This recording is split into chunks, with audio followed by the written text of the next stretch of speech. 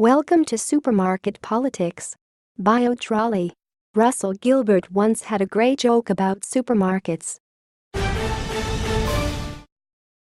Reports say Liberal Senator Cory Bernardi is set to quit the coalition to form his own political party.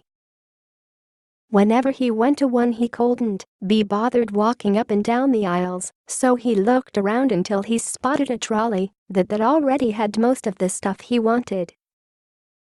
Then he just stole that one. That is what politics used to be like.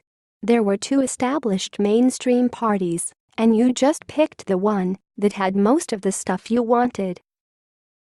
Yes, you might not have got everything, and yes, you might also have got some stuff that you didn't want, but you got most of what you wanted, and someone had done all the work for you.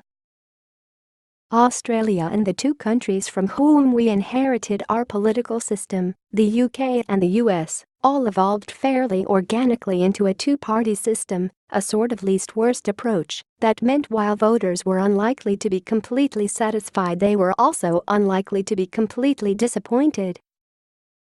Implicit in this compact is that only the major parties can deliver the holy trinity of good government. 1. Stability.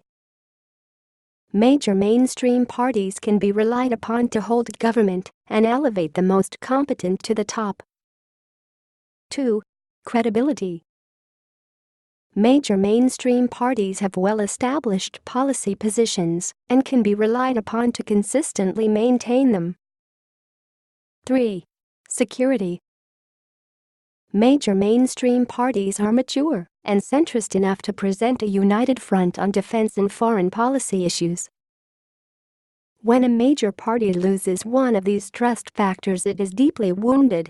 In Australia, they have lost all three. Stability is obviously shredded. In the past decade, not a single prime minister has survived their first term. This is a farce and was once unheard of in modern Australian history. Credibility is likewise shot, for Labor climate change went from being the greatest moral challenge of our time to the legislative backwaters. For Malcolm Turnbull, it did the same as soon as he saw a chance to become PM. The Liberals' tax plans are shambles and Labor's Medicare scare campaign was a disgrace. And both leaders have had more positions on gay marriage than a contortionist at a swingers club. Finally, national security was also thrown under the bus last week as Labor sought to score cheap political points over Turnbull and Trump. As the PM was trying to juggle a live grenade, Bill Shorten tried to goad him into pissing the US president off. As it turned out, this was something Malcolm proved perfectly capable of doing on his own, but at least he had the decency to do it in private. Into the vacuum caused by this collapse has flooded a host of new age political messiahs, quickly followed by voters desperate and disillusioned enough to believe them, just as they did in the UK and US. At the last election, almost a quarter of voters fled the major parties for the Greens, Pauline Hanson, Nick Xenophon and others. And it has only got worse for the establishment since then. Labor, which crowed about its seat result in 2016, in fact received 34.7% of the primary vote, a near-record low.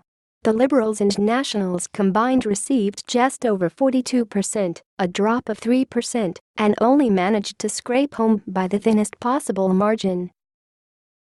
Since then, the coalition's primary vote has collapsed further, according to today's news poll, to a staggering 35%.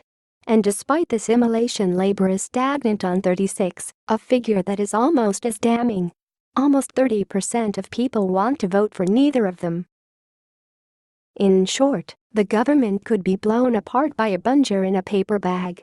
And yet Cory Bernardi has just dropped an A-bomb, or, perhaps more aptly, a C-bomb.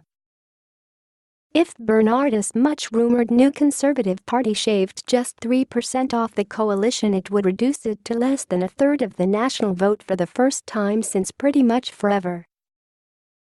Instead of Australian politics being split down the middle between Labor and Liberal, it will be split into three. Labour, Liberal and for the love of God anybody else. In the 4 elections in the 1980s, support for minor parties never even hit 10%. More than 90% of people voted for either Labour or the coalition. Across the 4 elections in the past 10 years, minor party support went from 14.5 to 23%. According to today's news poll, it now sits at 29%, more than triple what it was in 1987 and double what it was in 2007. If Bernardi defects and sends that number towards 33%, it may well signal the end of two-party politics as we know it. So what's changed? This is not the first time voters have abandoned the major parties, but it is the first time they have abandoned both at the same time and simply gone their own way. Just as people are now eschewing mainstreamed media and selecting only the news sources, both real and fake, that most specifically match their beliefs, they are also doing the same with politicians. And just as the media has fragmented and distorted as a result, so too is politics fragmenting and distorting. The traditional orderly spectrum of left and right has been decimated by voters who, with the limitless access to information and opinion that the internet brings, simply pick and choose the bits of each that they like. Instead of viewing the world through a pre-established prism, they see it unfiltered with their own eyes, something both refreshing and dangerous. And of course, the internet also gives people almost limitless political options never accessible in the conventional two-party era. In this new political supermarket, they can buy whatever they want.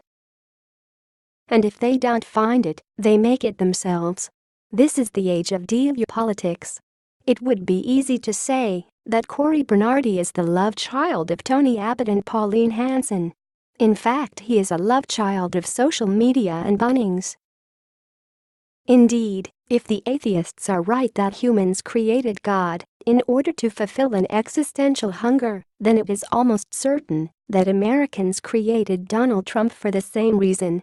In a sense, the figurehead doesn't matter, whether it's Trump or Hanson or Palmer or Bernardi, or even an abstract goal like Brexit.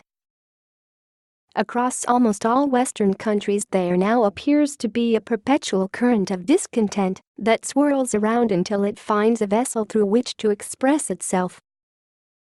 These agents of discontent are often chaotic and contradictory, just like the needs that give birth to them. For example, Trump combines the protectionism of an unreconstructed socialist with the tax cuts of a laissez-faire capitalist. They are at once both simplistic and complex, which is what so infuriates the traditional political elites. Their only consolation is that such chaos rarely lasts long. Waves of populism tend to break on the rock of the establishment. But, as today's poll shows, the rock is eroding, and the waves are getting bigger.